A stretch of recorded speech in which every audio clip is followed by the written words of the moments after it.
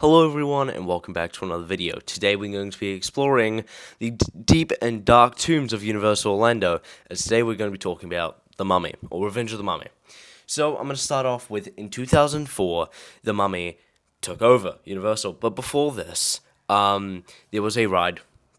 Oh my god, my thing flipped around the wrong way. Confrontation. This ride was where you would be on suspended cables and you would be chasing through and going through New York, a destroyed New York, and with by aside you would see King Kong. Again, like I said before, by the early 2000s, this had been replaced by the Mummy as technology was moving fast and confrontation couldn't keep up. And they wanted they wanted to make this ride one of their biggest hits from a movie, The Mummy. They did a great job with this, to say the least. So, The Mummy, starring Brendan Fraser. It's Fraser, not Fraser. I found that out recently, actually. I always pronounced it Fraser, but you know. So, the Universal creative team cooked up a new ride, with the movie producers to turn the film into a high-speed indoor roller coaster. The result? A ride that mixed Hollywood storytelling with theme park terror. Revenge of the Mummy at Universal Orlando Resort opened up, and it officially opened in 2004, and it instantly became a fan favorite. The ride, my battery just died again, like the last video I made. I'm getting really tired of my battery dying during the video, so I got to charge my camera.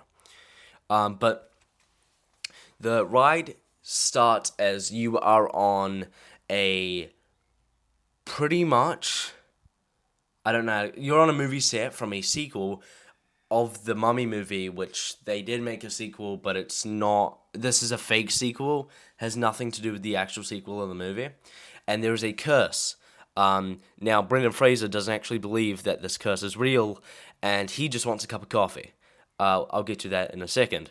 And Reggie tries to go get him a cup of coffee, and some stuff happens to Reggie. He's mummified now by the curse, and there is this one thing stopping people from getting the curse, and it's called the Magi, and you are trying to attain the Magi.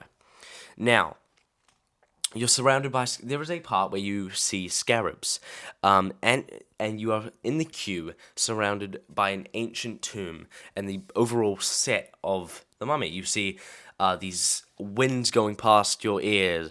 There is these things that, there was so much in the queue that, you know, it would take me probably 10 minutes to go through the whole thing, and I don't have 10 minutes. So, we're going to skip over part of the queue, and I'm going to kind of summarize it. The queue has a lot of secrets and fun facts, and there is so many hidden Easter eggs. For example, there's this thing, and you put your hand in it, and other people have to put their hand in it, and it does stuff. I'm not going to say what, because that would kind of ruin the fun, but it does stuff. This ride is so cool. I mean, it has secret ending. It has Brendan Fraser, which is probably the most quotable ride of all of Universal. And it's up there with Spider-Man. I mean, I don't even know which one wins, this or Spider-Man. I like them both. Especially the quotes. But, here's how it gets really fun. In the treasure room, you can actually spot a small golden statue of King Kong, which is a kind of reference to the old ride, which got replaced by this ride.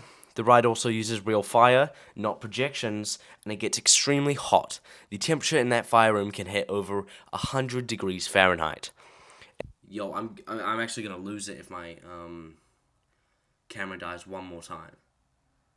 This is the second time in one video that my camera has died.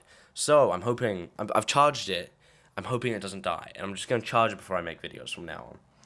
So, in 2022, Universal quietly closed the ride for a massive refurbishment. They updated the effects, the track, and lighting. Fans were nervous that they were actually going to change anything, but overall, they didn't change much. They made the ride smoother, the quality of the screens better, and overall just didn't change much other than making it a better ride overall. And I was actually here at Universal during the time that this was happening, so I couldn't ride the ride. But either way, whether it's the quotability of the ride, the fake ending that the ride has, the overall atmosphere of the ride, there's so much to this ride that makes it amazing. And that, remember, I'm gonna do something. Remember. Hey, welcome back. Hope you enjoyed yourself. I would have enjoyed this interview a lot more if I had gotten my cup of coffee! Thank you.